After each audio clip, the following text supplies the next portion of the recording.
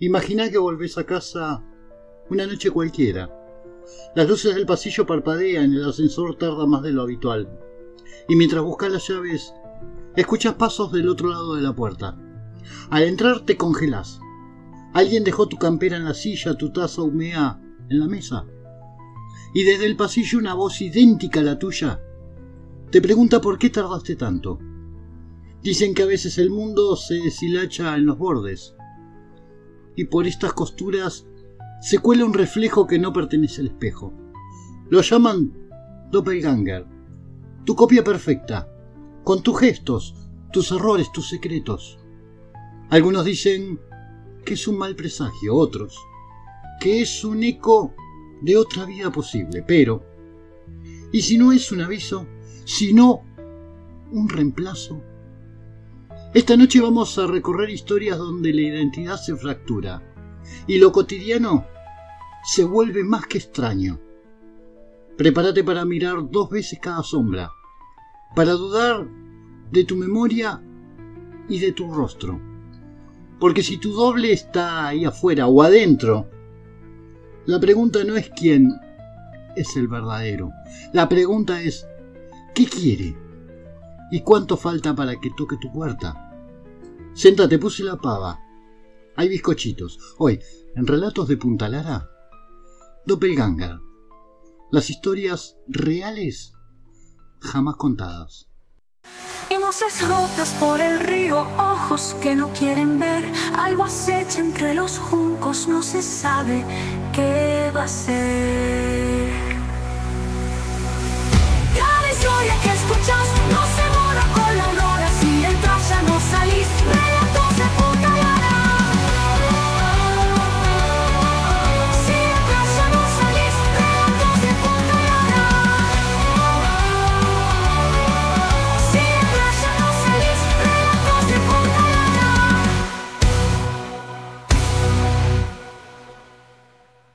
Voy a empezar con una experiencia propia, escucha. Hace muchos años, más de 30 para que tengas una idea, yo trabajaba de telefonista en una remisería. Una agencia de autos de alquiler. Vos llamabas, me decías dónde estabas y cuál era tu destino. Yo te mandaba un auto con su chofer para que te lleve por un precio. La remisería se llamaba Blanche la Lune, o lo que es en castellano Luna Blanca. Yo trabajaba de noche, en el horario de 20 a 08. Sí, 12 horas metido ahí adentro, pero con 17 años no me quejaba. Aparte, uno de los dueños de la remisería era mi amigo. Así que no hay drama. Estaba sobre la avenida Crisólogo Larralde, ex Agüero, a unas 20 cuadras del cementerio. Que si querés conocer la historia del cementerio de Avellaneda, hay un buen relato que te voy a dejar el link por acá arriba. Bueno, sigamos. Cada tanto podía cubrir el horario de día, más que nada los fines de semana, y todos los días era ritual pedir una pizza de mozzarella. Tenía que tener huevo duro cortado bien chiquitito arriba. Era un ritual. Llamaba a La Coruña y La Coruña me la traía. La Coruña es la que sin duda era la mejor pizzería de Wilde y 1000 kilómetros a la redonda. Lo que cocinaba ese gallego legendario no tenía nombre. Y digo legendario porque La Coruña tenía unos 30 años en el lugar. Hoy hay una sandwichería, pero eso no viene al caso. Bueno, volvamos de nuevo, juro que ya no me voy a ir más por las ramas. Cuestión que la que ahora es mi esposa, y me está mirando justo ahora mientras hago este video, en ese momento era mi novia. Ella venía alguna que otra vez y compartíamos la pizza. Y con esto te quiero decir que no era raro que venga, pero una vez cada tanto. Era domingo, no había nadie en la calle, tipo 2 de la tarde y en pleno verano. Un calor impresionante, y de la pizza solo quedaba la caja. Estaba también el chofer del 505, el auto del Tano. Sinceramente no me acuerdo si estaba él solo o no había más choferes. Este chofer sale afuera, ni me acuerdo para qué. Cuestión que me pega el grito, ahí viene Miriam, la flaca. Apresuro el paso hacia afuera y... sí, a una cuadra venía. Rubia, pelo lacio, erguida, imponente, como siempre. Pero no estaba vestida como Miriam. Ella estaba con ropa deportiva y Miriam nunca saldría con ropa deportiva a la calle. Era más bien de un jean al cuerpo o un enterito, una remera casual blanca, zapatos o zapatillas, pero con jogging, verdaderamente yo nunca la vi. Cuestión que se acercaba y yo poniendo la mejor cara de feliz cumpleaños. Ya estaba a unos 50 metros y me entro corriendo a buscar los cigarrillos. Calculo que habré tardado 3 segundos. Seguí mirándola. 25 metros, 20, 10. Pasa por al lado mío y me pega la ignorada del siglo con una fría mirada de reojo. Misma cara, mismos ojos, mismos cuerpos, mismo pelo, mismo peinado. Pero un poquito más alta, imperceptible para los ojos del mundo, muy notorio para mí. Es que era ella, salvo por un pequeño detalle en la estatura y en la ropa. Ella no tenía esa ropa. ¿La sigo?, me dice este chofer. Medio riéndose entre dientes, obviamente tenía las bromas más hirientes en la punta de la lengua. Yo me le quedé mirando. Se metió adentro, fue al baño, agarró las llaves del auto y allá salió a ver qué pasaba. Para ese entonces Miriam no hubiese llegado a caminar ni 100 metros. Yo me quedé mirando, confundido. No lo podía creer. No sabía realmente qué pasó. Me encontraba en la puerta de la remisería, solo y confundido, mirando hacia la calle Paysandú. Habrá pasado 1 minuto, que para ser sincero, para mí pasó como si fueran horas. Y ahí venía Miriam, enterito de jean y remera blanca. Zapatillas blancas con decoraciones rosas. Me mira y se sonríe. Me muestra sus palmas y cuando llega, me abraza. Miriam, no sabes lo que me pasó. En la puerta frena el 505 marrón, se baja. Deja la puerta abierta y el chofer dice, se fumó. Mira a Miriam y dice, te fumaste. Es hasta el día de hoy que cada tanto recordamos esa experiencia y aún no encontramos la respuesta correcta más que un doppelganger. Por supuesto vos tendrás la mejor respuesta y la espero en comentarios. El ascensor vomitó a Martín en la planta 15 con el mismo zumbido de siempre. Caminó por el pasillo iluminado a neón. Saludó con la mano a la planta vacía aún y repasó mentalmente la lista de tareas. Conciliaciones, llamadas pendientes, el informe que había prometido enviar antes del mediodía. La oficina olía a café rancio y papeles. Un murmullo electrónico se filtraba desde el open space. Todo normal, demasiado normal. Al doblar la esquina hacia su despacho notó algo fuera de lugar. La luz de su mesa encendida, la laptop abierta, su termo con el anillo de café todavía húmedo. Su corazón dio un salto torpe, no puede ser. Iba a acercarse cuando una voz, su voz, exactamente igual, dijo desde detrás de la mampara, ¿por qué llegas tan tarde? Martín se quedó pegado en la moqueta.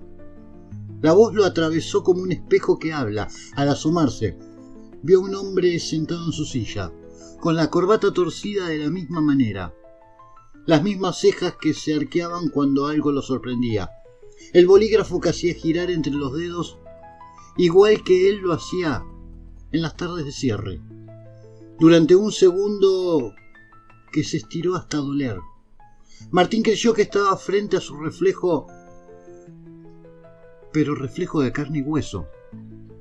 El otro, su otro, lo miró y sonrió con una mezcla de curiosidad y cansancio que Martín conocía bastante bien.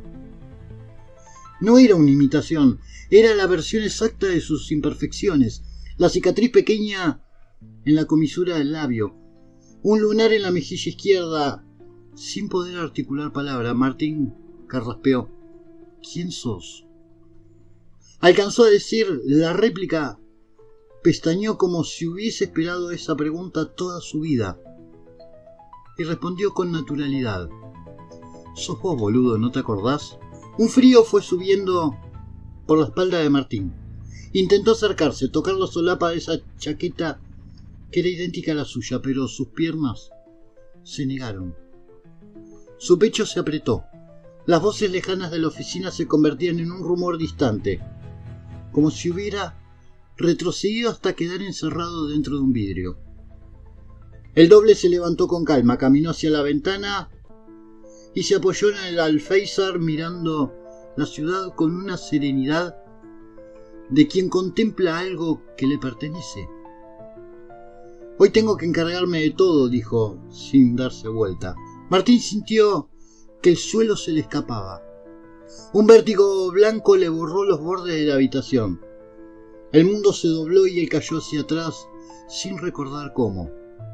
Había intentado gritar, pero el sonido de su propio cuerpo desmoronándose fue ahogado por un zumbido agudo. Alguien luego supo que fue una compañera de planta. Corrió hacia él y vio al hombre del alféizar girar la cabeza con una expresión que Martín nunca le había visto. Contenida, casi satisfecha. La ambulancia llegó rápido. Los paramédicos, todo lo protocolario. Pulso débil, respiración irregular, maniobras para estabilizar.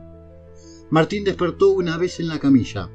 Abrió los ojos como quien busca un rostro familiar y solo vio papeles que flotaban arriba. Luego se volvió a apagar. Cuando los trasladaron al hospital, su casa quedó intacta, su taza de café fría en la mesa, su planta regada. Pero en su silla de la oficina, alguien tecleaba con manos que parecían haber aprendido a vivir en su piel. Los médicos dijeron que la causa era un síncope por estrés y una caída con posible trauma craneal. Hablaron de tiempo de recuperación, de rehabilitación. Los rumores en la oficina, porque los rumores siempre nacen primero donde hay luz de neón, añadieron otra versión, que Martín había visto a su doble y que el golpe había sido provocado por el terror de reconocerse. Nadie consiguió explicar por qué en el registro de entrada figuraban tarjetas y huellas que demostraban que esa otra persona había llegado 5 minutos antes que Martín. Nadie supo a quién pertenecía la taza humeante. Pasaron semanas, meses. Martín no volvió. Quedó tendido en una cama de hospital con los ojos cerrados. El cuerpo vivo, pero la mente suspendida en un lugar donde los relojes no corren. Hasta el día de hoy está en coma. La oficina, en cambio, siguió girando con su doble en su silla, puntual, eficiente, impecable. Los compañeros evitan hablar del tema en voz alta. Algunos se cruzan con el hombre que ocupa la vida de Martín y le saludan sin esperanza, como si saludaran al viento. Hay quien dice que los doppelganger vienen a ocupar lo que dejamos vacante, otros, que son advertencias que nunca entendemos. En la planta 15, entre las facturas y vasos de plástico, la pregunta sigue colgando. Si alguna tarde Martín despertara y encontrara a alguien más en su cama, ¿reconocería al intruso? ¿O entendería al fin qué coste tiene mirarse demasiado de cerca? El portón del cementerio chirrió como un suspiro cuando Marita empujó la puerta a las 7 de la mañana. El rocío aún pegaba el pasto, las lápidas tenían pequeñas cintas de humedad y el aire olía a tierra removida y flores viejas. Llevaba la misma chaqueta oscura de siempre, la misma libreta en el bolsillo con anotaciones de horario y servicios, y la costumbre envuelta alrededor como una segunda piel. Los funerales eran su trabajo, sí, pero también era ese silencio donde la gente confesaba sin querer. Marita sabía escuchar sin preguntar. A media mañana la oficina recibió la llamada. Un servicio para la sepultura de la señora Rivas. Fallecida esa madrugada, la familia pediría un lugar en la galería, unas flores y el traslado. Marita apuntó la hora, preparó el carrito con coronas y ató una cinta blanca. El sol empezaba a abrirse entre nubes pálidas cuando el cortejo asomó por la avenida principal. Autos negros, bocas apretadas, pañuelos que brillaban apenas. Marita se colocó detrás de la tumba, como siempre, esperando órdenes. Las palabras del cura flotaban como un hilo. La hija de la difunta recitaba algo que sonaba a promesa rota que fácilmente se olvida. Entonces la vio, entre los dolientes, al borde del círculo formado por sillas plegables.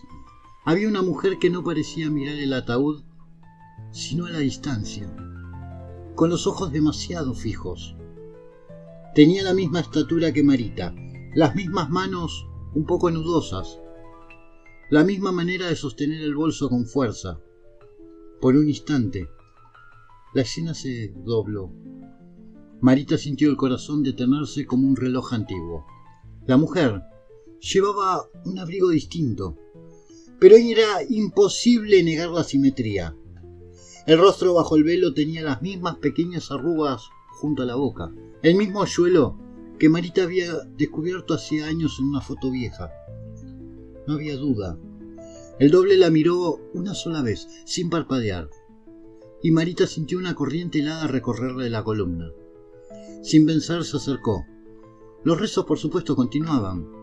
Nadie notó el paso lento de Marita entre las sillas. Alcanzó a la mujer y con voz que no le pertenecía por nerviosa, dijo: ¿Nos conocemos? La otra sonrió con una expresión que mezclaba ternura y extrañeza. Sí, contestó, porque siempre estuviste aquí, aunque no te dieras cuenta. Marita sintió que todo era una mala película. ¿Cómo te llamas?, preguntó. La respuesta fue un silencio pesado. Luego, Marita.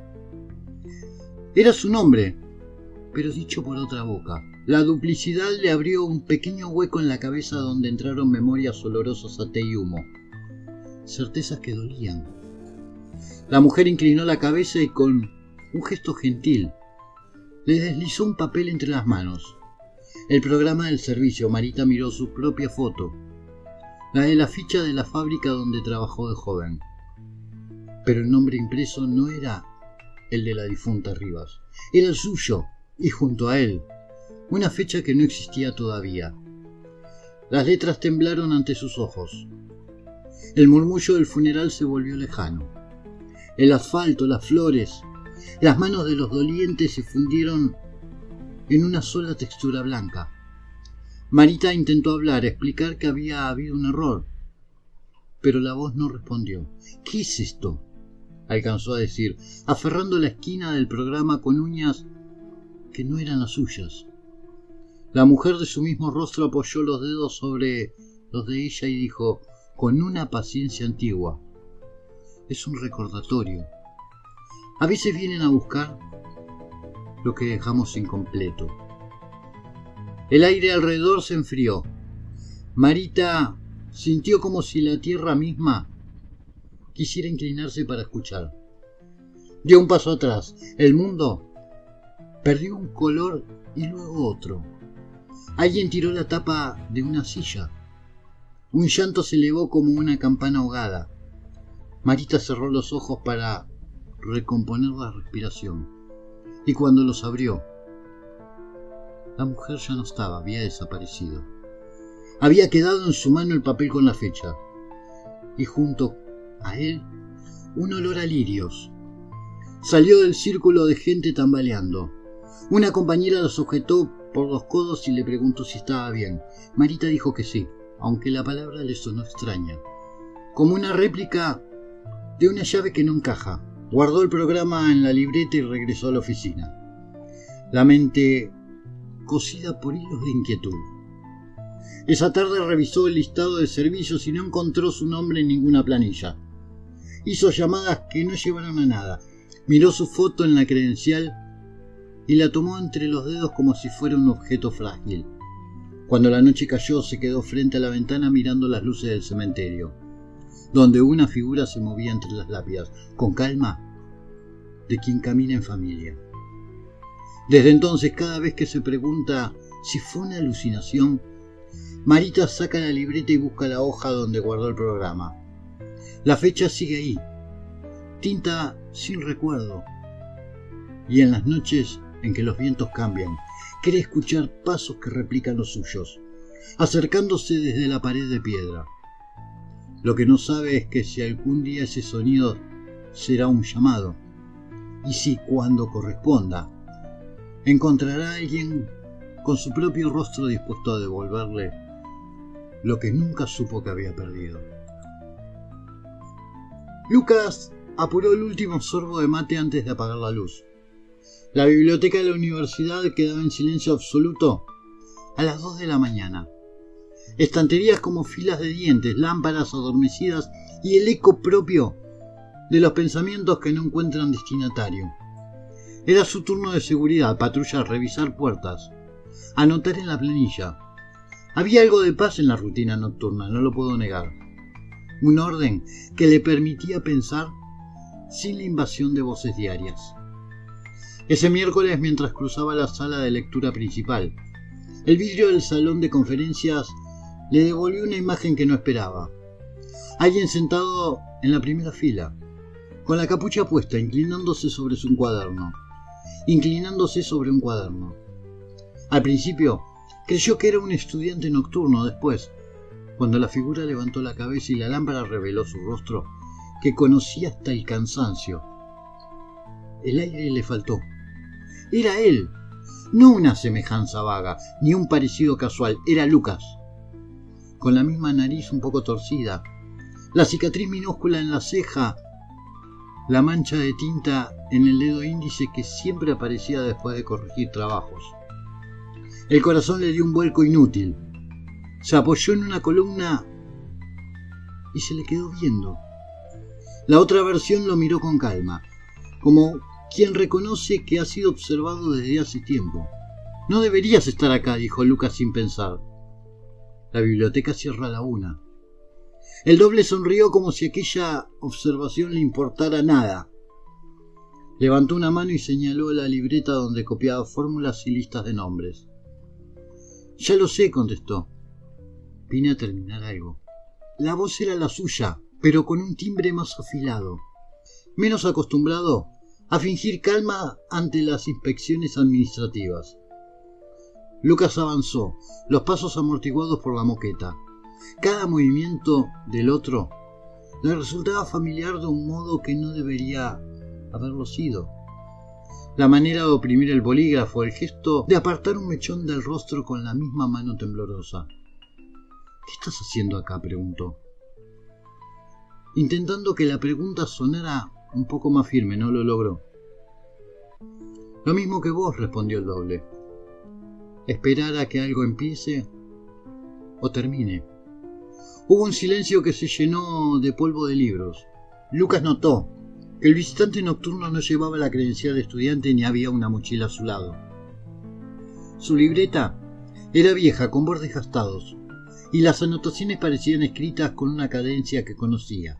Listas de lugares que había querido visitar. Nombre de personas a las que nunca llamó. Decisiones pendientes que él mismo había dejado propuestas durante años. ¿Quién sos?, insistió Lucas, aunque una parte de él ya sabía la respuesta. Soy vos, dijo el otro, con una tranquilidad que lo desarmó. La versión que no aceptó ciertos atajos, la que no se quedó callada cuando pudo hablar, la que se fue y nunca volvió. La frase cayó como una piedra en un estanque. Lucas recordó las puertas que no atravesó, los viajes que pospuso, las confesiones que guardó por miedo a romper la armonía familiar. Miró al doble y vio en sus ojos la vida que hubiera sido posible si hubiera dicho sí en lugar de luego. ¿Querés algo de mí?, preguntó, la pregunta saliendo de su boca como una llave lanzada. El otro negó con la cabeza. No vine a robarte nada. Solo vine a ofrecer un intercambio puntual. Por una noche me siento en tu lugar. Escucho lo que callaste. Vos vení conmigo y mirá cómo siguen las cosas cuando tomás la mano que siempre dudaste en tomar. Lucas sintió el mundo inclinarse. No era la promesa de una fortuna ni de fama. Era algo más sencillo y devastador. La posibilidad de saber qué habría pasado si se hubiese dejado llevar. La idea le pareció al mismo tiempo seductora y monstruosa. ¿Y si no quiero? Entonces te vas, contestó el otro. Volvés a tu ronda y acá no ha pasado nada. La tentación se presentó con la calma de una puerta entreabierta. Lucas pensó en su madre, en el hijo de la vecina que siempre lo saludaba, con una pelota de fútbol bajo el brazo. Pensó en ese vacío suave que llevaba desde que dejó de preguntarse a dónde quería ir. Miró al doble y por un instante vio en su boca la respuesta a todas las preguntas no formuladas. Respiró hondo y dio un paso. Claro, no hubo ceremonia, ni contrato firmado, solo un pequeño gesto. Los dos se miraron como dos espejos que por fin se reconocen. Lucas cruzó el pasillo hacia la salida. El otro lo siguió y al tocar la manija de la puerta principal, lo invadió una sensación de desprendimiento, como si se despegara de su propio nombre. Cuando la luz del amanecer cortó las ventanas, la versión de Lucas, que quedó en la biblioteca, encendió un nuevo mate y comenzó a escribir sin prisa. La ciudad fuera retomó su ritmo y la vida de siempre continuó. Pero algo en la postura de su madre al recibirlo aquella tarde fue distinto, como si le mirara una cara familiar, con la duda de quien sospecha una imitación. Lucas, por su parte, caminó hacia un colectivo que no reconocía. Tenía en la boca un gusto a papel viejo y en el bolsillo la libreta que antes tomó nota. No sabía cuánto tiempo permanecería, ni si había hecho bien. Solo sabía que, por primera vez, su pecho estaba lleno de un vértigo que no se parecía al miedo. Era la expectativa de una vida que, tal vez, aún podía construirse. El reloj de la estación marcó las 6 cuando Clara cerró la persiana de la librería por última vez esa tarde. Había recogido las notas de pedido, acomodando los tomos devueltos y probando por inercia el mate que dejaba en el mostrador. Frío, pero todavía reconfortante. La nieve fina que anunciaban las noticias no llegaba. Afuera, la ciudad olía a pan recién hecho y a lluvia que no termina de decidirse. Se quedó un momento junto al ventanal, observando las luces que reflejaban títulos en la vidriera, como pequeños faros de papel. Apuró un último sorbo y apagó la luz principal. Quedó la lámpara de lectura sobre el sillón, una isla de calor amarillo en medio de la penumbra. Fue entonces que oyó pasos en la trastienda. Primero un roce de suela, luego un susurro de voces, 2 voces, que se confundieron al crujir de las maderas. Pensó que un vecino despistado o alguien que buscaba refugio. Abrió la puerta que separaba la tienda de la trastienda y se encontró con una escena imposible. Allí, junto a la mesa donde había dejado la caja de novedades, había 2 hombres. Uno sostenía una linterna y hojeaba con cuidado un catálogo. El otro al lado la miraba con el desdén paciente de quien reconoce un rostro que conoció en otra vida. Era su doble, pero un hombre. Sin dudarlo, la misma inclinación de cuello, la misma cicatriz diminuta en la ceja izquierda. Hasta la forma en que apretaba los hombros cuando hacía frío no era un parecido. Era una réplica exacta, pero un hombre. Como si el mundo hubiera doblado una página y lo hubiera puesto en el lugar equivocado. Clara no tuvo tiempo de reaccionar. La incredulidad la dejó muda unos segundos eternos. Los 2 hombres la miraron sin sorpresa, como si su aparición fuera la parte lógica de una narración que ya conocían. El que sostenía la linterna sonrió con una tristeza que a ella le resultó familiar. En el sitio exacto donde se forman los pliegues al reír. «Hola», dijo, con la voz de otra tarde. «¿Qué hacen acá?», logró decir Clara con la garganta apretada. «Buscamos un libro», contestó el doble. «Uno que no está en el catálogo». Clara sintió el suelo moverse bajo sus pies. Uno de ellos señaló con la linterna hacia el estante de rarezas, donde reposaban volúmenes con tapas agrietadas y notas al margen escritas a mano. Caminó hacia allí, sin darse permiso, como si un hilo la tirara. Al llegar, el otro hombre deslizó un dedo por el lomo de un libro sin título, lo sacó y lo puso en sus manos. La cubierta era lisa, pero al abrirlo, las palabras parecían escritas en la tinta de su propia memoria. Fechas, lugares, conversaciones que ella recordaba haber tenido y que, sin embargo, nunca había contado en voz alta. «Es tu historia», dijo el doble. «O una de ellas. Hay cosas que se repiten si no la leemos hasta el final». Clara sostuvo el libro y notó que su pulso golpeaba contra la caja torácica, con la cadencia de un martillo. La linterna proyectaba sombras largas que bailaban contra los lomos de los libros. «¿Quién sos?», preguntó, aunque en el fondo sabía que la respuesta no sería simple. «Soy alguien que vino a buscar lo que dejaste a medias», replicó. «A veces las historias que no terminamos se pasean y encuentran quien las termine por nosotros». El otro hombre, el verdadero doble, cerró el libro con delicadeza. Había en su rostro una mezcla de resignación y alivio. «No somos enemigos», dijo al fin. «Somos correcciones». Clara sintió una punzada de furia mezclada con curiosidad. Pensó en las cartas que no envió, en los viajes que pospuso por miedo a perder el negocio, en los amores que guardó en un cajón. Había dentro del estante donde había creído ordenar su vida, asuntos que se habían quedado empolvados, como testigos mudos. «¿Y qué quieren?», murmuró. «Que leas», contestó el primero. «Que leas hasta el final de la página». La noche afuera se espesó. El viento tanteó la persiana y en la lámpara la luz pareció encogerse. Clara se sentó en el sillón con el libro en las manos, abrió la primera página y leyó la palabra que la miraba, su nombre. Luego siguió. Las frases la atraparon con suavidad y cada línea le devolvía una versión de sí misma que había vivido en pequeñas decisiones. La que viajó, la que no tuvo hijos, la que aprendió a perdonar. Cada relato era una bifurcación, una puerta que podía abrirse o cerrarse. Cuando llegó al final, la trastienda estaba vacía. El mate frío aún reposaba en el mostrador, una estela de olor que parecía una promesa. Clara respiró hondo. El libro quedó en el sillón, con la tapa entreabierta.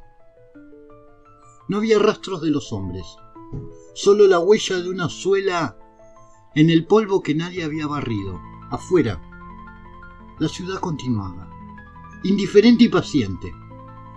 Desde esa noche, Clara atendía a la librería con la sensación de que, en algún anaquel, la historia de alguien la esperaba para ser leída. A veces, cuando la llave giraba y la puerta se abría, creía ver el reflejo del vidrio a dos sombras coincidiendo por un instante. Entonces sonreía, apagaba la lámpara de lectura y, sin presa, ponía más agua para el mate. El colectivo dejó a Silvia en la puerta del taller, con el amanecer asomando entre cables y chimeneas. Llevaba años arreglando relojes en un local pequeño, engranajes, resortes, manecillas, que aprendió a entender como si fueran idiomas. Ese martes había llegado con un termo de mate en la mochila. La costumbre que le daba la calma antes de sumergirse en horas de precisión. Al entrar notó algo distinto. La campana de la puerta estaba apagada. Y sobre la mesa de trabajo apareció una hoja de papel doblada, con su firma. Silvia frunció el ceño. Nadie firmaba por ella. Abrió el papel y encontró una lista de horas escritas con tinta fina y ordenada. Alguien había anotado citas que ella misma tenía en la agenda, pero con fechas que aún no llegaban. Mientras miraba, una figura se movió entre las sombras de la repisa. Era su doble, de pie, junto a la vitrina donde descansaban antiguos relojes de bolsillo. Una mujer con su misma postura examinaba un cronómetro con detenimiento. Tenía la misma cicatriz en el pulgar, la misma mancha de tinta en la falda. y la misma manera de fruncir los labios cuando algo la inquietaba. No fue un parecido, fue como verse en un espejo con dimensiones nuevas. Silvia dejó el mate sobre la mesa y dio un paso adelante. ¿Quién sos?, preguntó con voz que resonó contra los metales. La otra levantó la vista y sonrió con una serenidad que a Silvia le resultó extraña, por llamarlo de alguna manera. Soy vos, dijo, la que tomó otros tiempos. El desconcierto se le enredó en la garganta. Pensó en cansancio, en soñar despierta, en equivocaciones de entrega. Pero la habitación no cedía a las explicaciones fáciles. ¿Qué querés?, alcanzó a decir. Ella, la otra, cerró el cronómetro y lo dejó sobre la mesa. Traje esto, sostuvo, y deslizó un pequeño reloj sin inscripción hacia Silvia.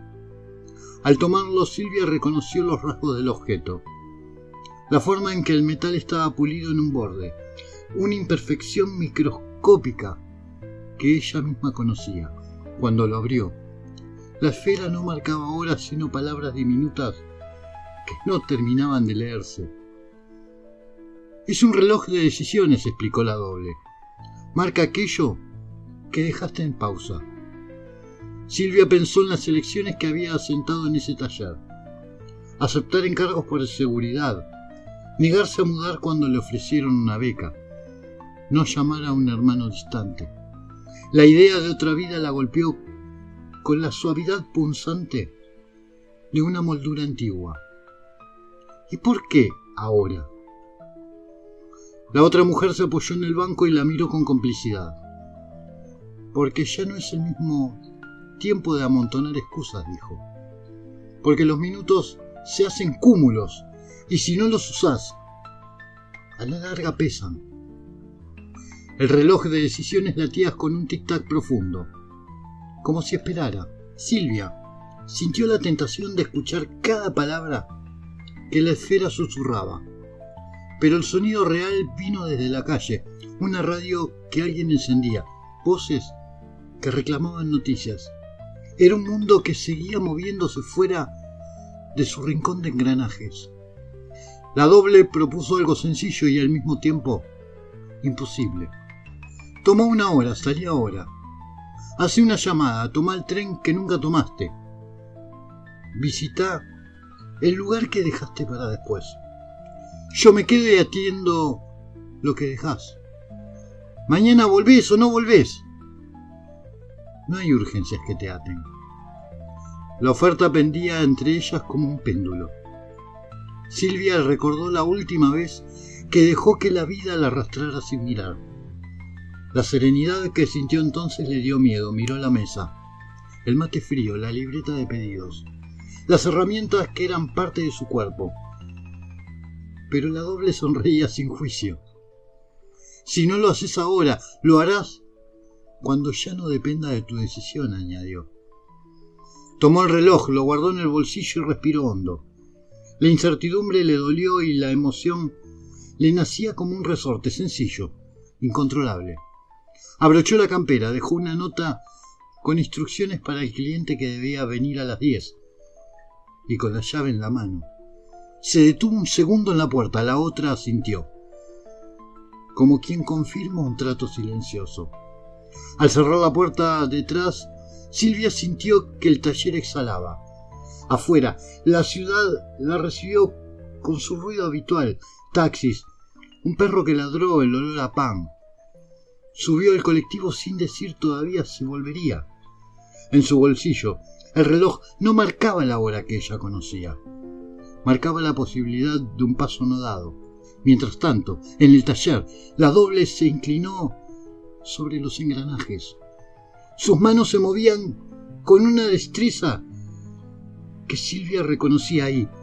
Aún así, parecía distinta, más suelta, menos convencida de que cada cosa debería permanecer igual, en algún rincón. El mate dejó una huella de calor y un trazo de vapor. Y por primera vez en años, el taller tuvo 2 respiraciones. la que buscaba orden y la que se permitía andanzas.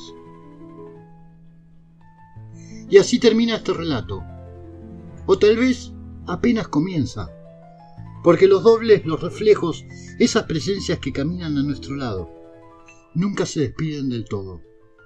Algunos dicen que aparecen para advertirnos, otros que son la señal de que algo en nuestra vida necesita cambiar.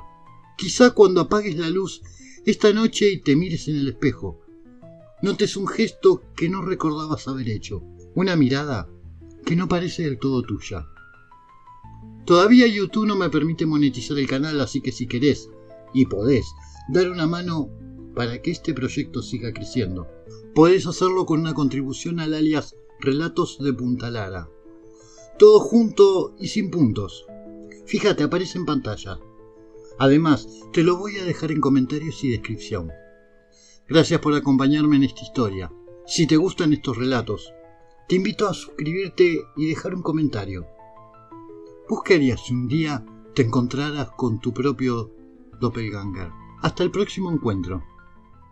Si es que seguimos siendo los mismos. En las ondas de la costa donde el viento no perdona, no hay relatos que murmuran y la niebla los transforma. Punta Lara no descansa, guarda historias que estremecen, donde el miedo se desliza y los vivos no obedecen. Voces rotas por el río, ojos que no quieren ver, algo acecha entre los juncos, no se sabe qué va a ser. Cada historia que escuchas no se borra con la aurora, si entras ya no salís. Relatos de Punta Lara.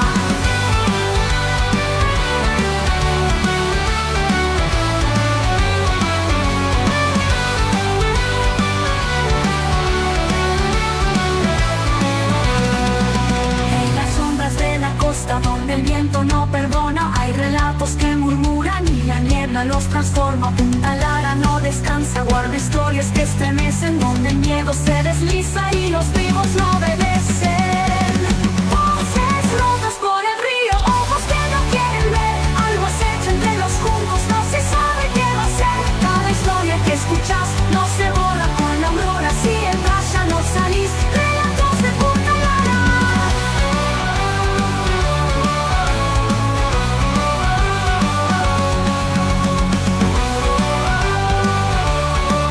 Si entras ya no salís. Relatos de Punta Lara.